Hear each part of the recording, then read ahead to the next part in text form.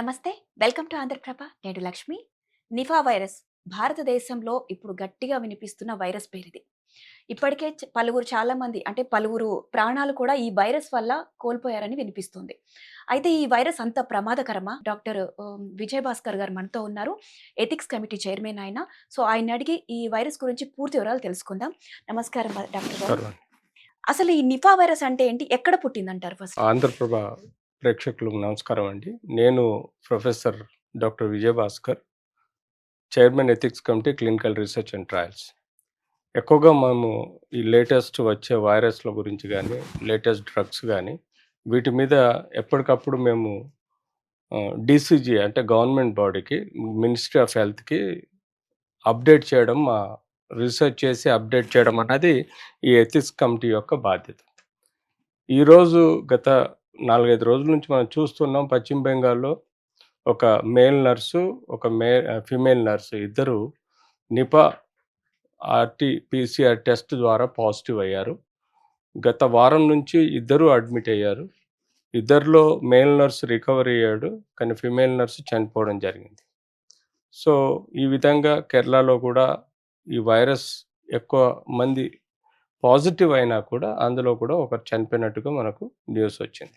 No doubt it's a family of హెన్ఫనా, Nipah అనే ఒక ఫ్యామిలీకి చెందిన జంతువుల నుంచి, అంటే ఎక్కువగా గబ్బిలాలు, బ్యాట్స్ నుంచి ఈ ఇన్ఫెక్షన్ వాటి యొక్క లాలాజలం ఎక్కడైతే పామ్ ట్రీస్ ఉంటాయో, డేట్స్, పామ్స్ ట్రీస్ ఉంటాయో, ఎక్కడైతే వెజిటబుల్స్, ఫ్రూట్స్ ఉంటాయో అక్కడ ఈ గబ్బిలాలు వాలినప్పుడు వాటి యొక్క సలైవా ఈ డేట్స్ మీద కానీ, లేకపోతే ఈ వెజిటబుల్స్, ఫ్రూట్స్ మీద గానీ పడ్డప్పుడు అవి ఆ డేట్స్ తినడం వలన, డేట్స్ సూప్ తాగడం వలన మనకు వ్యాప్తి చెందే ప్రమాదం ఉంటుంది.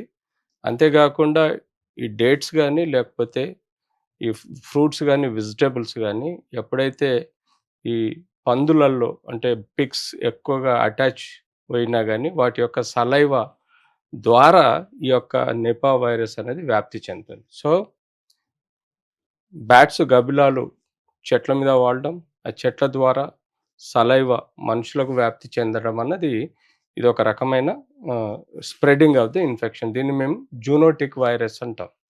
అంటే జంతువుల నుంచి, బ్యాట్స్ లాంటి వాటి మీద వచ్చేది. నో డౌట్ ఇప్పుడు చనిపోయిన దరిమిలా మనం అనుకోవచ్చు. ఇది ఊపిరితిత్తులకు వ్యాప్తి చెంది, తర్వాత బ్రెయిన్‌కు వ్యాప్తి చెంది, కోమాలోకెళ్ళిపోయి చనిపోయిన దాఖలాలున్నాయి.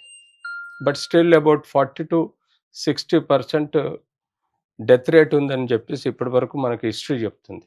సో, ఆ విధంగా చూసుకుంటే నో డౌట్ నెగ్లెక్ట్ చేస్తే ఇది సివియర్ ఇన్ఫెక్షను. యూజువల్‌గా ఏ ఇన్ఫెక్షన్ అయినా, అంటే ఫర్ ఎగ్జాంపుల్ వైరస్ అయినా గూడా మనకు ముక్కు, నోటి ద్వారా వ్యాప్తి చెందుతుంది. అది మెల్లమెల్లగా గొంతు తర్వాత అప్పర్ రెస్పిరేటరీ అంటాం. తర్వాత లోవర్ రెస్పిరేటరీ అంటాం. అంటే ఊపిరితిత్తుల్లోకి వ్యాప్తి చెందడం.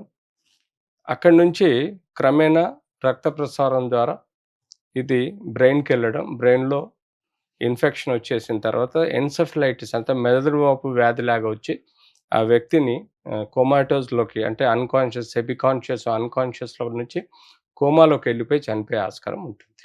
ఓకే.